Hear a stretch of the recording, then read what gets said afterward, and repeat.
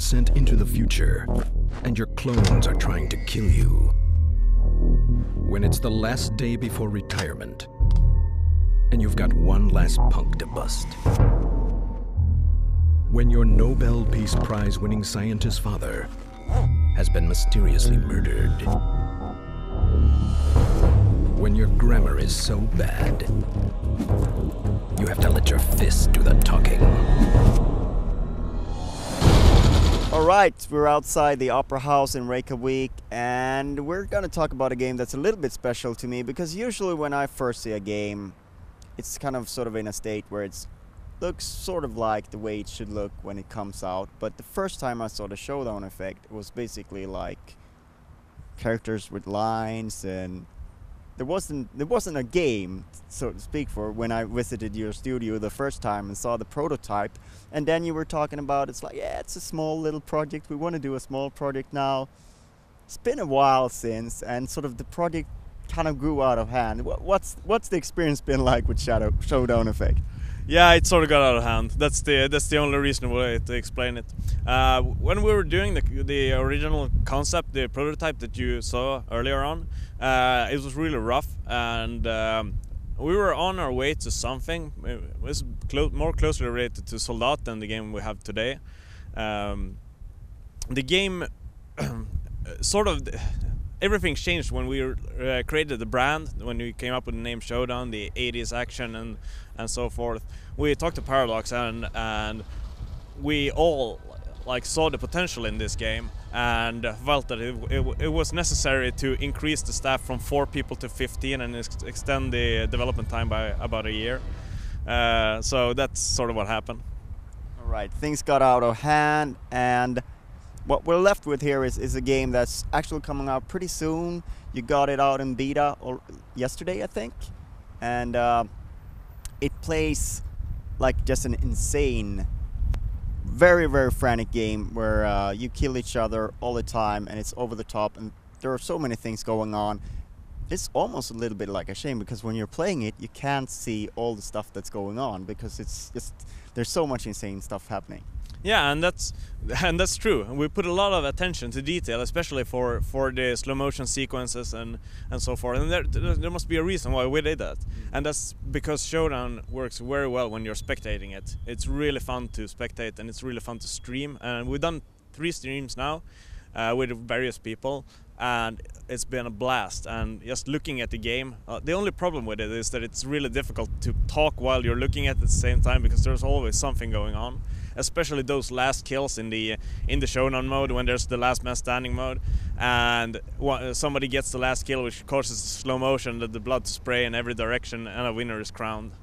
So in the beginning I was struggling a little bit, and then we started to play the team match, and all of a sudden I was getting some kills together. Of course, I hadn't realized that I was just killing my teammates. That's sort of part of the fun, because it gets to a point where you're getting so, like, every time you encounter someone, it's like there's so much adrenaline pumping through your body, because you know you're either gonna die in a second or you're gonna get a kill in a second. That's just that's the only way it's gonna happen, right? So that sort of franticness is just, I mean, that sort of takes me to what can happen in Magica, for instance, even though it's a co-op game.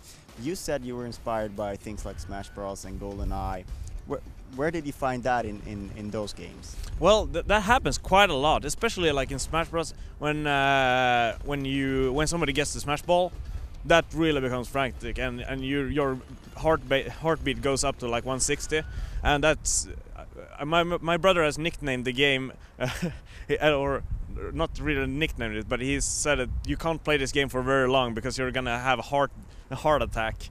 And that's sort of true. I mean, that Showdown gets you up to about 160 BPM or something like that. And the inspiration from GoldenEye and from Smash Bros. Really accentuates very well with sort of the spirit of the game, rather than the exact like this can be found in that game.